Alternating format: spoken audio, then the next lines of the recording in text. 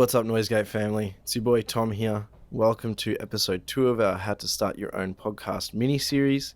We had just finished episode 1, having set up our studio and set up live on our computer, and we were just about to hit record. But before we get into that, I just want to cover a couple basic mic techniques and go over some of the features of the Lyra so you can really make the most out of your microphone.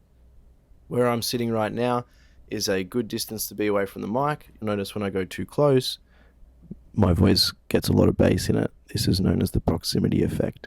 You can also hear a lot of my breathing and mouth sounds, which are gross. So try not to go too close to the mic. Try not to go too far either, because you'll notice when I go far back, I get quieter. And you also pick up a lot more of the room noise than the direct sound of my voice, which comes out unprofessional. So try to find that sweet spot, not too close, not too far. You'll have to use your ears to figure out where your voice sits well in relation to the Lyra. On the back of the Lyra, we have our gain knob, which controls the amount of volume going into live. You have your pickup pattern selector. Make sure you have the gain turned all the way down when you're flipping this one, because it does make a loud popping noise when changed. On the front of the mic, we have our headphone volume control. We've got our LED pickup pattern indicator and our mute button.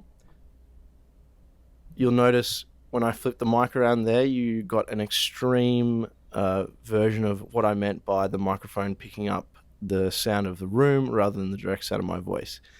The mute button is very important. Make sure you always hit that one when you're listening back to your recording through your monitors, because if you leave your mic running with your monitors running, you'll get something called a feedback loop, and that sounds pretty nasty, and if it goes unchecked, it can potentially damage your equipment, which will leave you up a certain creek without a paddle. So try to avoid that. Now that you are properly acquainted with your Lyra, let's jump into live and get started recording. So first thing you want to do is open up live, and you want to right click in this big grey area and insert an audio track. If you come down here, you can see that we've got input 1 from the Lyra, and that little green bar means that we're getting signal. If you want to see a bigger version of that, we can just record arm that track, and you can see now that we've got some level coming in, and it's grayed out because we're not monitoring it. But we can change that to green to get a better look by going up to the monitor section and clicking in, and you'll see that it's green now, so you can set a good level. You want to have it sitting at about -12. If you have it there, that's a good place to be. It's a good healthy gain level, and it gives you some room in case there are any peaks. Now if you go up to the top right corner, we can change to the arrangement view, and we can also record our track from this view as well to get it ready, just like that. We'll click that back in, and then we just need to go up to the middle here and click in record, and then we click play.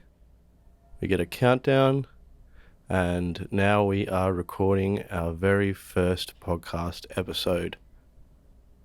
Once you've recorded your episode, make sure you record a chunk of silence, that is to say, record your room with nothing happening in it for the same amount of time as your episode.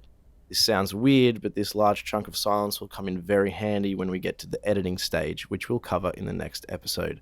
Thanks for watching, and as always, hit that like button for me.